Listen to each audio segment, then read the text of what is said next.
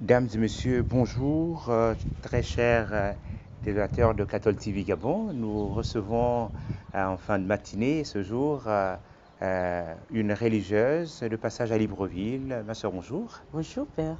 Alors, vous êtes sœur trinitaire et quelle est votre responsabilité, la charge qui est vôtre? Je suis sœur Sylvie Valérie, religieuse trinitaire comme vous venez de le dire, et je suis responsable régionale des sœurs trinitaires en Afrique. Et en quoi consiste votre charge quand on entend régionale?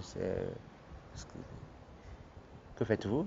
Ma mission est d'accompagner mes sœurs dans les 10 communautés que nous avons, donc entre le Cameroun, le Gabon, le Congo-Brazzaville, le Congo-Kinshasa, dans leur vie religieuse, en tenant compte des exigences et de la beauté de notre vie religieuse, dont à partir de notre charisme, et surtout des 10 orientations de notre chapitre qui a eu lieu à l'été 2022. Il s'agit donc notamment de la vie fraternelle, de l'obéissance, de l'écologie, de l'autoprise en charge, de la formation, de la mission, comment vivre tout cela dans le contexte mondial d'aujourd'hui et comment nos sœurs prennent à cœur ces dimensions, ces orientations de notre vie religieuse pour pouvoir être concrètes dans la vie communautaire, dans la vie de prière et dans la mission. 10 communautés religieuses au Gabon. Au Gabon, nous avons donc 5 communautés. Et nous avons 5 communautés, pourquoi? Parce qu'en 2019, nous avons vécu un événement qu'on appelle dans l'Église la fusion. Nous avons eu la joie d'accueillir nos sœurs du rosaire au sein de notre congrégation qui devenait trinitaire. Ce qui nous donne la chance d'avoir 5 communautés, donc 3 dans l'archidiocèse de Libreville, à Sainte-Marie, à Bikélé et à Saint-Pierre, et 2 dans le diocèse de Mouila et Tchibanga. Et dans cette démarche de fusion, je me rappelle à l'époque où j'étais au conseil général et j'ai été sollicitée par la supérieure générale pour accompagner nos sœurs du rosaire vers cette démarche. Je suis donc venue au Gabon et je suis allée aussi au Congo-Kinshasa pour écouter nos sœurs, leurs doléances, leurs peurs, leurs joies aussi et leurs espérances d'entrer dans la fusion. Je voudrais à cette occasion les remercier pour leur confiance parce qu'elles m'ont ouvert leur cœur. J'ai pu les écouter, j'ai pu échanger, discuter avec elles de l'avenir de la vie religieuse en Afrique, des défis de la vie religieuse en Afrique et de l'importance autant pour moi de la solidarité entre nous, du dialogue, du partage, des échanges pour être force de proposition dans notre continent au sein de l'Église d'Afrique. Et après ces années de vie commune comme trinitaire avec ces anciennes du rosaire, comment vous trouvez les communautés ou encore les religieuses qui étaient dans la vie religieuse comme membres du rosaire? Nos sœurs étaient déjà des religieuses. Je me rappelle à l'époque l'invitation du cardinal de Rome qui est chargé de la vie religieuse. Il nous disait, n'oubliez pas qu'elles sont religieuses. Et au niveau de la vie religieuse, elles vivent leur vie religieuse comme nous vivions la nôtre en tant que trinitaires. Cependant, il y a des ajustements à faire au quotidien dans la prière. Elles excellent dans la mission. Il y a des chemins des deux côtés, des déplacements à faire et nous essayons. Il y a beaucoup de joie, plus que de peur. Et c'est ça qui me motive parce que notamment au Gabon où nous sommes les plus nombreuses, elles sont les plus nombreuses, je me sens accueillie comme dans la congrégation et je suis dans la congrégation donc sans aucune frustration. Et je reconnais qu'il y a des chemins de libération à prendre du côté des trinitaires comme du côté des sœurs du rosaire, mais je suis pleine d'espérance et en Dieu, j'ai beaucoup d'espoir que ça ira puisque ça va très bien. Outre la croix, bleu, blanc, ou encore bleu et rouge, parce que c'est sur du blanc, qu'est-ce qui caractérise une religieuse trinitaire? Alors, une religieuse trinitaire est une personne qui Elle observe des sœurs qui passent peut-être avec leur costume, aussi avec leur croix, et elle dit, mais qu'est-ce qui...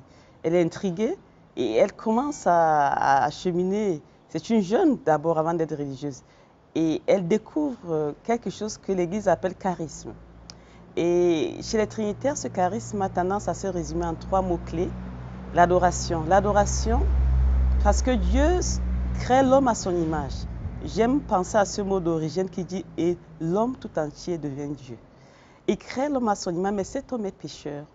Il va se détourner de l'amitié de Dieu et Dieu va encore envoyer son Fils pour le libérer. Et la religion trinitaire s'émerveille de ce don d'amour et de cet amour inouï de Dieu pour l'homme. Et elle s'engage aussi au service de Dieu. Donc l'adoration n'est pas seulement un aspect passif à la chapelle pour nous, ou bien devant le Saint-Sacrement, même si nous tenons cela dans nos maisons, nous le faisons, nous le vivons, mais c'est beaucoup plus la sœur au chevet de l'homme, l'homme blessé. Deuxième clé, c'est la libération. Nous sommes à la suite de Saint Jean de Mata, fondateur de l'ordre de la Très Sainte Trinité. Nous avons d'ailleurs nos frères ici au Gabon, qui un jour, lors de sa première messe, va avoir une vision en pleine Eucharistie. Le Christ qui tient 2 personnages, l'un est un Africain, l'autre est un Occidental.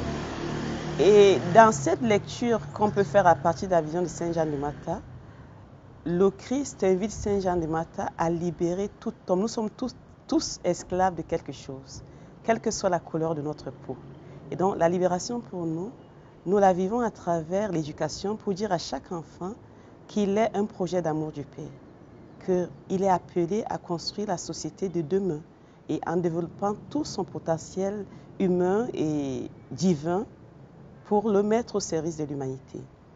Quand nous nous mettons au chevet des malades, nous disons aux malades que Dieu les aime et que Dieu souffre avec eux et que nous sommes à leur chevet pour les aider à recouvrir la guérison. Et s'ils ne peuvent pas la recouvrir, qu'ils puissent faire le passage de ce monde vers le Père dignement et dans l'espérance.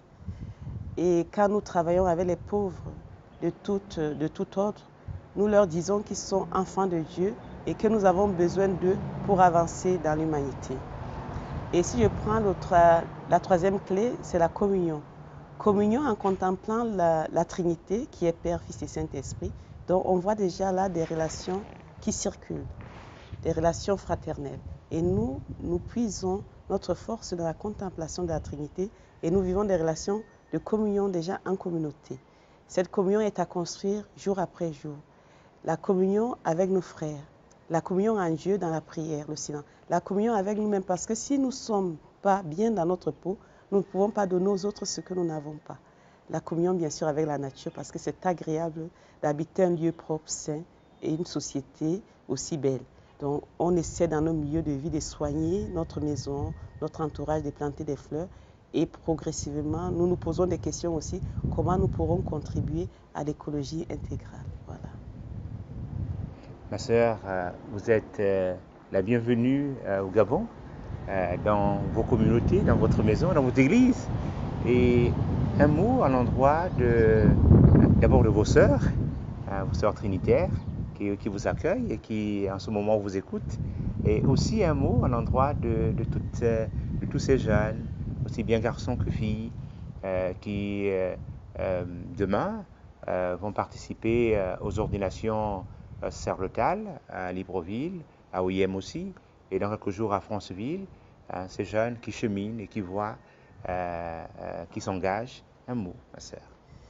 Je voudrais dire merci à mes sœurs, parce que sans elles, je ne serais pas ici. Elles sont très attentionnées, leurs messages d'encouragement, leurs prières me soutiennent, et ça, c'est la force de ma consécration et de notre consécration. Et je voudrais leur dire de rester fraternelles entre elles, que c'est ensemble que nous allons bâtir l'Église du Congo, notre mission au Gabon, au Congo, au Cameroun et un peu partout. Et que vraiment qu'elles restent fermement celles de la terre, là où elles sont, et qu'on a besoin d'elles dans cette Église du Gabon. Qu'elles continuent humblement, courageusement, au quotidien, par l'offrande de leur vie, par leur travail, leur prière, la mission rédemptrice du Christ à laquelle nous sommes appelés à participer comme trinitaires. Aux jeunes qui m'écoutent ou qui m'écouteront dans les jours à venir, je voudrais dire à toi, jeune, Dieu est amour. Et l'amour de Dieu ne déçoit jamais. Dieu t'a créé à son image. Il a besoin de toi. Tu es un don de Dieu. Le Christ est un frère pour toi. Ose l'aventure à la suite du Christ. Il a besoin de toi pour dire aux autres jeunes de demain que l'amour avec Dieu et en Dieu ne peut qu'être source de bonheur.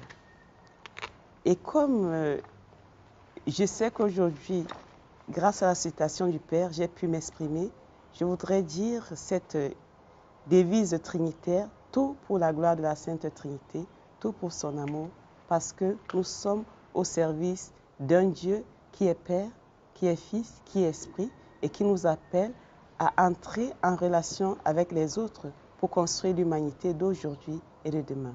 Merci. Merci ma sœur.